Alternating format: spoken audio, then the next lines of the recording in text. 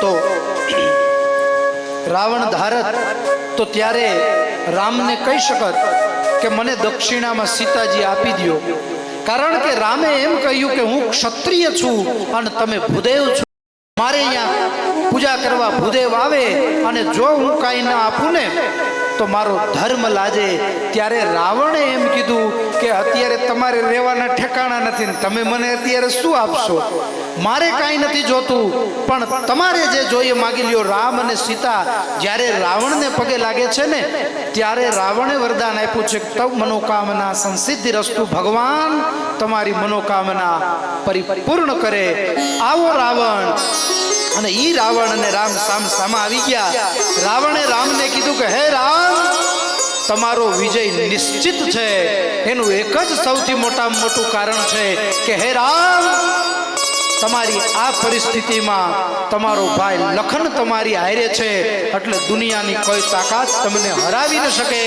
અને મારું પતન નિશ્ચિત છે, કારણ કે મારો ભાઈ મારી સામે છે, એટલે મારી સામે હોય ને એટલે મારું પતન નક્કી છે. એટલે યાદ રાખવું કે પોતાના જ્યારે સામા થઈ જાય ને પછી માણા હારી જાય, બાકી દુનિયા એને હરાવી ન શકે.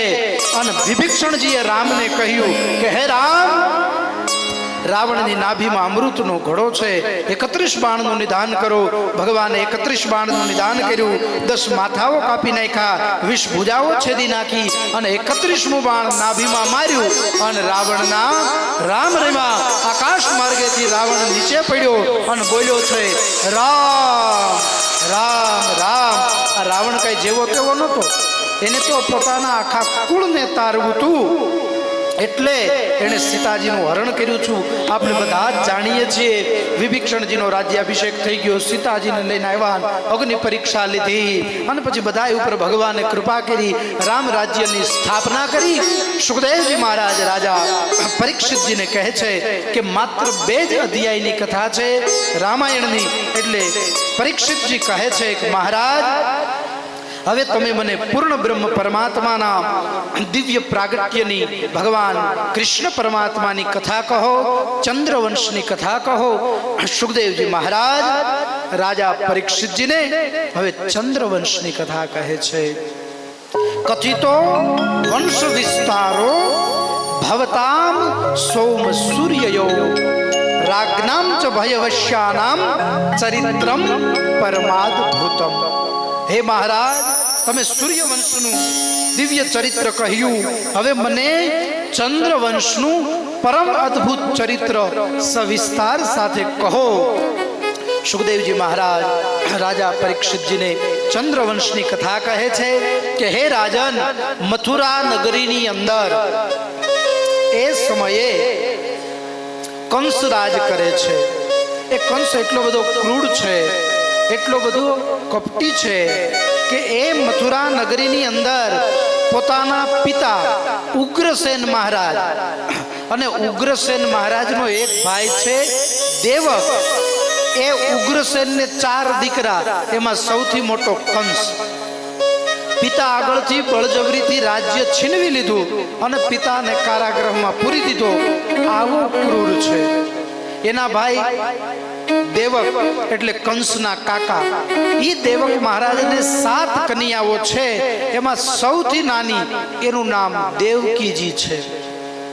આ કંસને પોતાની બેન દેવકી ઉપર બહુ પ્રેમ છે, ભાઈ બહેનને બહુ ભળે છે.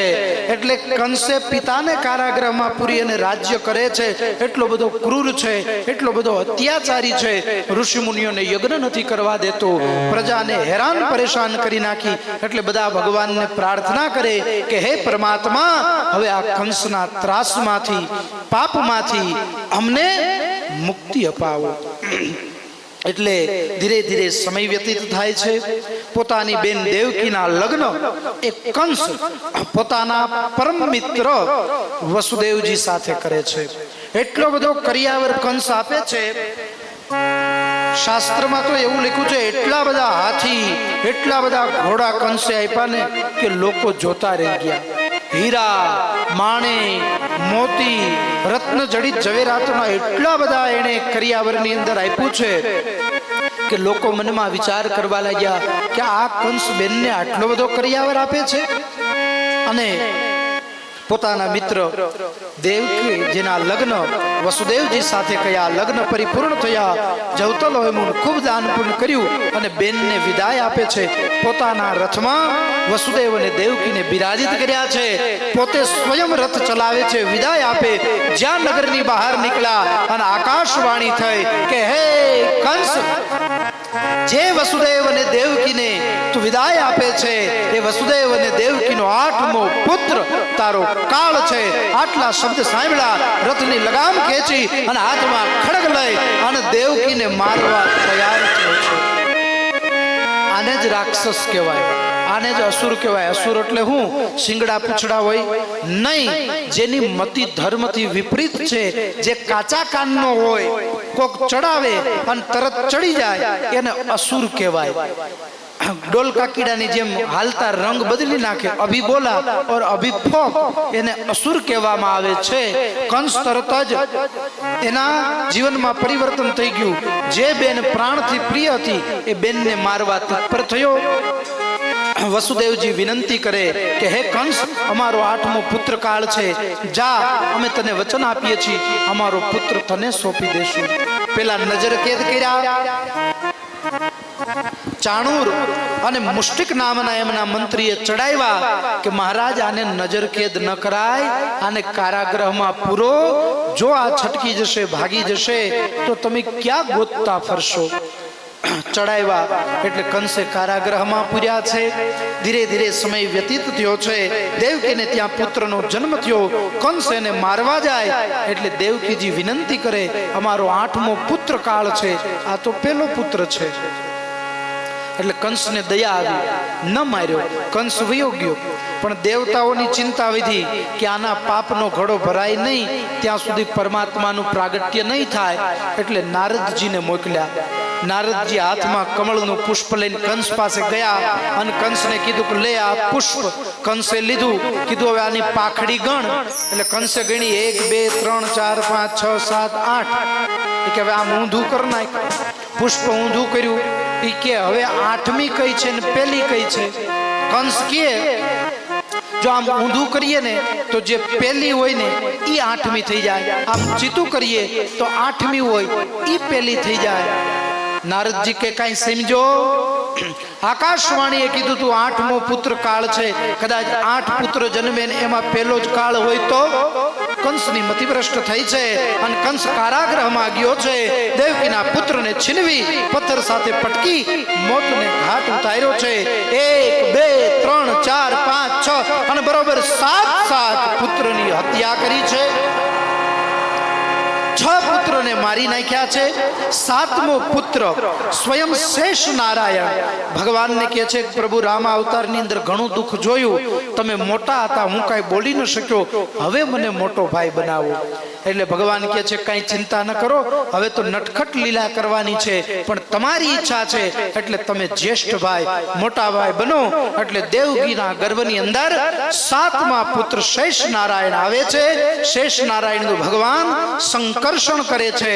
એના ગર્ભમાંથી ટ્રાન્સફર કરી અને વસુદેવના બીજા પત્ની રોહિણીજી જે નંદ બાબાને ત્યાં ગોકુળમાં રહે છે ત્યાં ટ્રાન્સફર કર્યું. હજી વિજ્ઞાન ત્યાં સુધી નથી પહોંચ્યું. આ જેટલું બધું વિજ્ઞાન જેટલું સંશોધન કરે એ બધું જ્ઞાનમાંથી જ થાય છે. રાવણે ત્રેતા યુગમાં પુષ્પક વિમાન ઉડાડ્યું હતું, આપણે તો હમણાં 50 વર્ષથી 100 વર્ષથી ઉડાડતા શીખ્યા.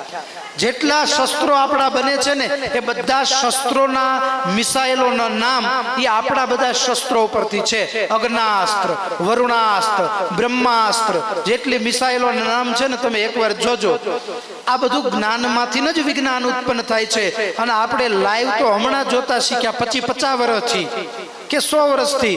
પણ મહાભારતનું યુદ્ધ ભગવાન કૃષ્ણએ સંજયને 5500 વર્ષ પહેલા લાઈવ યુદ્ધ બતાવ્યું હતું. સંજય અહીંયાથી બેઠા બેઠા લાઈવ યુદ્ધ જોઈ અને ધૃતરાષ્ટ્રને કહેતો હતો. અને તોય હજી આપણે અહીંયા સુધી તો નથી જ પૂગ્યા. મહાદેવે ગણપતિનું માથું કાપી નાખ્યું અને પછી એને હાથીનું મુખ કરીને ઓપરેશન કરી દીધું. આપણે અહીંયા સુધી નથી પૂજ્યા.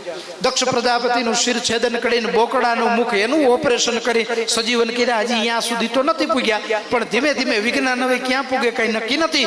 જે કાંઈ સર્જન થાય છે, સંશોધન થાય છે, આપણા શાસ્ત્રમાંથી, આપણા ધર્મ ગ્રંથોમાંથી થાય છે. તો સાતમા પુત્રનું સંકર્ષણ થયું, કંસ આવ્યો, પણ કાંઈ ખબર પડી નહીં કે પુત્રનો ગર્ભપાત થયો. માના ગર્ભની અંદર મૃત્યુ થયું. શું થયું એને કાંઈ જાણ થઈ નહીં, જાણી શક્યો નહીં. હવે પૂર્ણ બ્રહ્મ પરમાત્મા યોગ માયાને કહ્યું છે, યોગ માયા ગોકુળની અંદર જાય છે. ધીરે ધીરે સમય વ્યતીત થાય છે. બધાય દેવતાઓએ, ઋષિ મુનિઓએ ભગવાનની સ્તુતિ કરી. એક પછી એક દિવસ વ્યતીત થવા લાગ્યો છે. અષાઢ માસનો પ્રારંભ થાય છે. મેહુલિયો ઝરમર વરસવા લાગ્યો છે. દેડકાઓ ડ્રાઉં ડ્રાઉં બોલવા લાગ્યા છે. કોરલાઓ ટહુકારા કરવા લાગ્યા છે. પણ કવિઓ વર્ણન કરે કેવો અષાઢ માસ.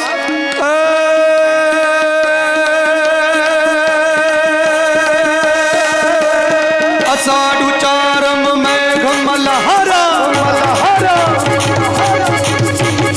અષાઢ ઉચારમ મેઘ મલારા, બની બહારમ જલધારા, દાડૂર ડકારમ મયુર પુકારમ, કાળીદાતારમ વિસ્તારમ, નલહી સંભારમ ત્યાસ અપારમ, નંદ કુમારમ નિર્ખ્યારી, રાધે પ્યારી મેં બલિહારી, ગોકુળ આવો ગિરધારી રજીર, ગોકુળ આવો ગિરધાર. અને બરોબર ધીરે ધીરે સમય વ્યતીત થવા લાગ્યો છે. વર્ષા ઋતુનું પ્રારંભ થાય છે. અષાઢ માસ થાય છે. અને બરોબર શ્રાવણ માસની શરૂઆત થાય છે. એક ગઈ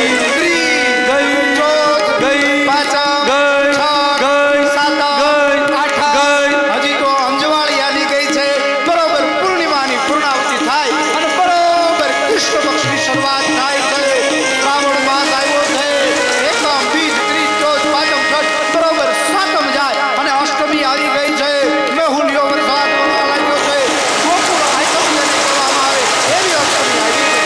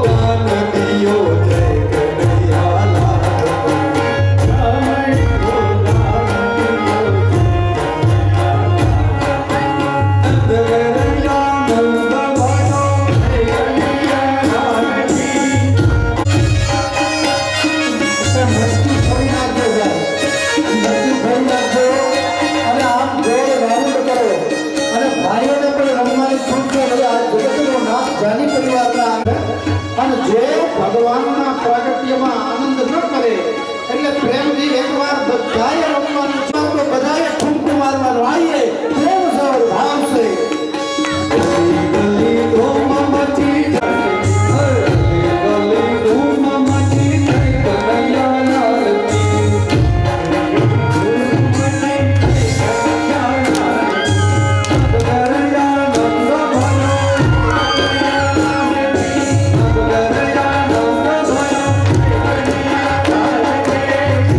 ઠાકર ધણી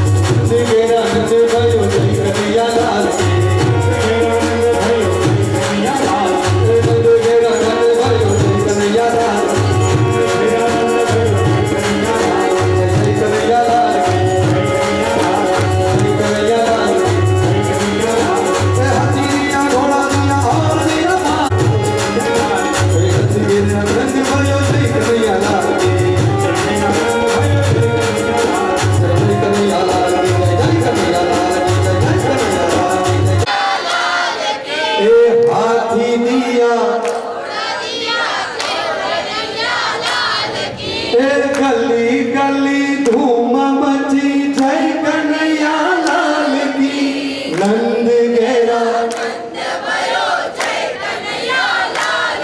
જય જય કનૈયા લાલ કી બોલાલ કી જય ભાગવત દેવકી જય ચાલો અહીંયા જાની પરિવારના આપણે માતૃ તો રામ ભગવાન આપણને ખબર છે, દાદાએ કથા કરી કે રામ ભગવાન મર્યાદા પુરુષોત્તમ છે, પણ કૃષ્ણ ભગવાન તો એ તો નટખટ છે ભાઈ, એને જબલું ન આપો તો એ તો ઘરે આવીને લઈ જાય. ઉપરથી જાડેરી જગરી જાન જોડાશે.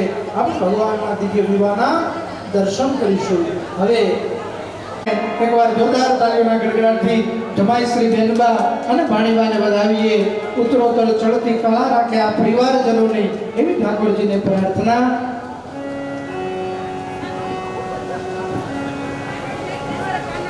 હાલો હવે ઝડપથી જે કંઈ તમારો નિશાંતભાઈ ઠાકોરજીને જબલા પેટે ગુપ્ત દાન આપે છે. ભાણિયાભાઈ જો હો બ્રાહ્મણ બરાબર એક ભાણિયો જોરદાર તાળીઓના એક આપણે આ તો કરતો છો.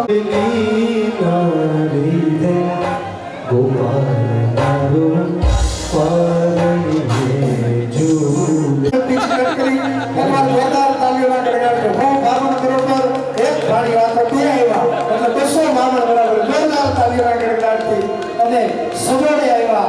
ઠાકોરજી હવે એની ઘેરે પધારે એવી અમે અમારા મંદિરે રમવા આવતા.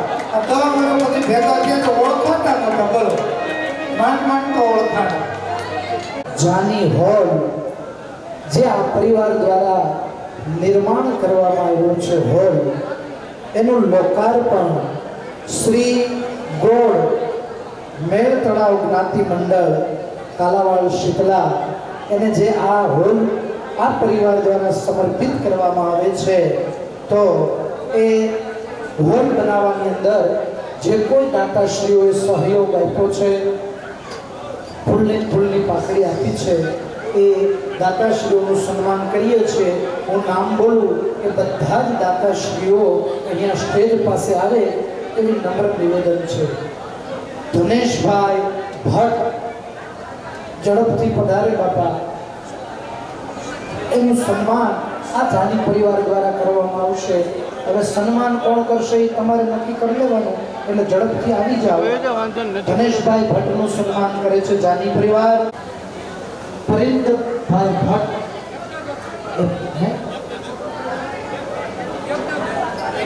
હવે યજ્ઞદત્તભાઈ ભટ્ટ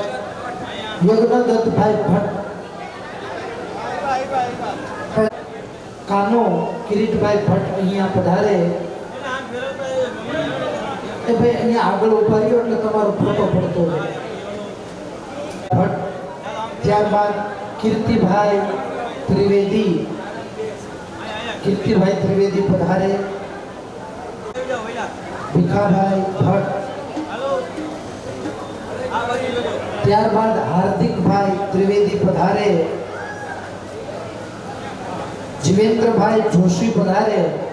જીવેન્દ્રભાઈ જોશી.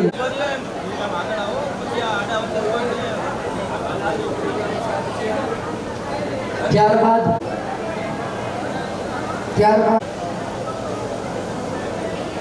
જીતેન્દ્રભાઈ અમૃતલાલ જાની પધારે. હિનાબેન જયેશભાઈ ભટ્ટ.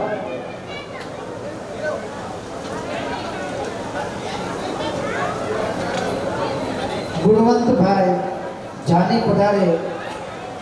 ગુણવંતભાઈ જાની. વ્રજલાલભાઈ. વિજયભાઈ ભટ્ટ. હેમંત. મેહુલભાઈ પધારે. જનકભાઈ સનારા પધારે. જનકભાઈ સનારા. આ બધા જ મહેમાનોને વિનંતી, જેના નામ બોલાવવાના છે બધા જ પધારે. ધનેશભાઈ ભટ્ટ, વિજયભાઈ ત્રિવેદી, યજ્ઞદત્તભાઈ ભટ્ટ, મહેન્દ્રભાઈ જોશી, કિરીટભાઈ ભટ્ટ, કીર્તિભાઈ ત્રિવેદી,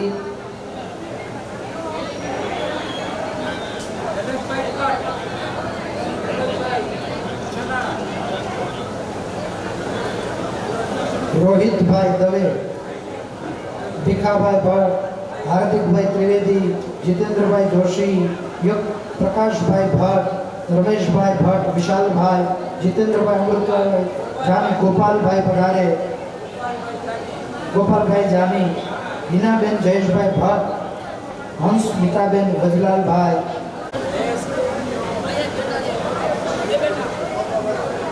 દિનેશભાઈ ત્રિવેદી વડોદરા, દિનેશભાઈ ત્રિવેદી પધારે, મિત્રો મનહરલાલભાઈ ત્રિવેદી પધારે, હવે દિનેશભાઈ દવે પધારે,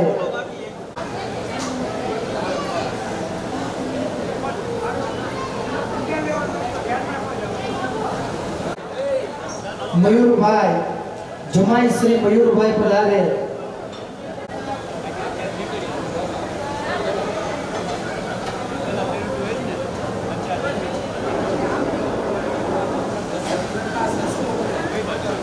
પ્રકાશ હસમુખરાય ખંભાળિયા, પ્રકાશભાઈ હસમુખભાઈ ખંભાળિયા પધારે, આ બધા દિગ્ગજ મહેમાનોનું દિવ્ય સ્વાગત, અભિવાદન જાની પરિવાર દ્વારા જે મનોજભાઈ જાની હોલનું લોકાર્પણ કર્યું છે, શ્રી ગૌડ મેળ તળાવ જ્ઞાતિ મંડળ કાલાવાડ શીતળાને સમર્પિત કર્યું છે.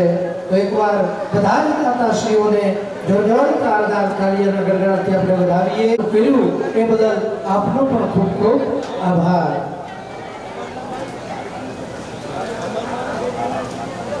ચાલો હવે એકવાર જોરદાર તાળીઓના ગડગડાટથી આપણે બંને દિગ્ગજ મહેમાનોને વધાવીએ.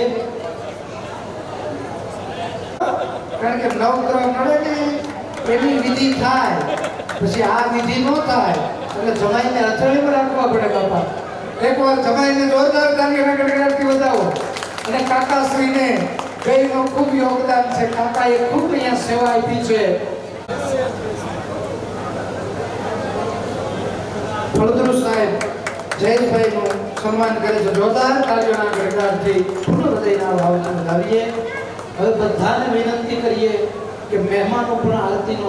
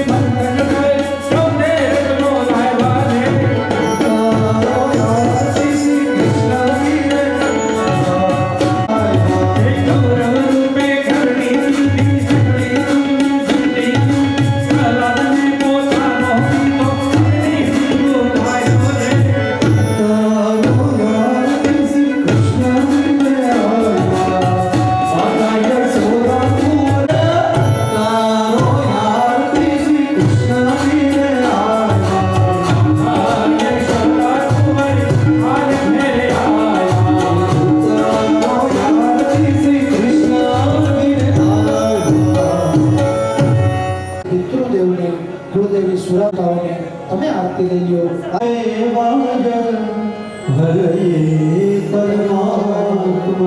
ભાણિયા ભાણેજરો બધાનો ખૂબ ખૂબ આભાર. પ્રદક્ષિણા માટે ઝડપથી પરિવારજનો આવી જાય. ત્રણેય ભાઈઓનો પરિવારનો એવો ઉત્સાહ છે, એવો ઉમંગ છે. એટલે ઠાકોરજી સ્વયં આ જાની પરિવારને ત્યાં પ્રગટ થયા છે એવું સાક્ષાત અહીંયા દિવ્ય દર્શન થાય છે.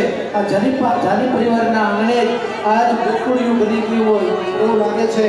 ભાઈ શ્રી જયેશભાઈ, ભાઈ શ્રી કમલેશભાઈ અને સ્વર્ગસ્થ દિવ્ય આત્મા એવા મનોજભાઈ અંતરના આશીર્વાદ આ પરિવારને દેતા હશે. અમારા પ્રવીણ બાપા અહીંયા બેઠા બેઠા અંતરિક્ષમાંથી આ પરિવારને આશીર્વાદ દેતા હશે. આવો પરિવારજનો ત્રણેય ભાઈનો પરિવાર પરીક્ષા रहे मेरे मुख में सदा तेरा नाम, रहे